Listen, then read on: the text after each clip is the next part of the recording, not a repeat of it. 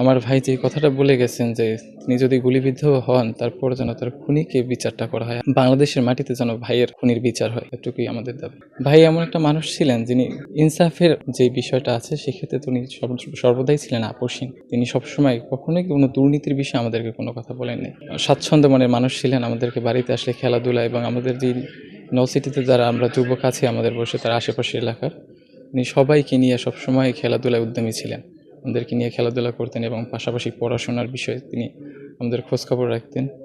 আমি সর্বশেষ এখন যে পরিস্থিতি আছে, এখন আমাদের কথা বলার মতো পরিস্থিতি না, তারপরে বলতে চাচ্ছি বাংলাদেশ সরকারকে, আমার ভাই যে কথাটা বলে গেছেন যে তিনি যদি গুলিবিদ্ধ হন তারপর যেন তার খুনিকে বিচারটা করা হয়, আর কিছুই আমার ভাই চাননি, কোনো সম্মান বা সম্মাননা দেশের কাছ থেকে চাননি। আমরা বলতে চাই আমাদের পরিবারের কাছ থেকে যে আমার ভাইয়েরকে যেভাবেই স্মরণ করা যায়, আমরা যে যুবক সমাজ আছি আমরা যেন ভাইকে দেখে পরবর্তীতে আমরা যেন এই দেশকে ভালোবেসে এই দেশের সার্বভৌম রক্ষার্থে আমাদেরকে যেন করে তুলতে পারি, সেই জন্য ওসমান ভাইয়ের যা যা করা প্রয়োজন সরকার সেই ব্যবস্থা যেন করে, এটুকুই আমাদের দাবি। আর ভাইয়ের যে খুনি আছে তাকে যেখান থেকে খুঁজে আনা দরকার সেখান থেকে খুঁজে এনে বাংলাদেশের মাটিতে যেন ভাইয়ের খুনির বিচার হয়, এটুকুই আমাদের দাবি।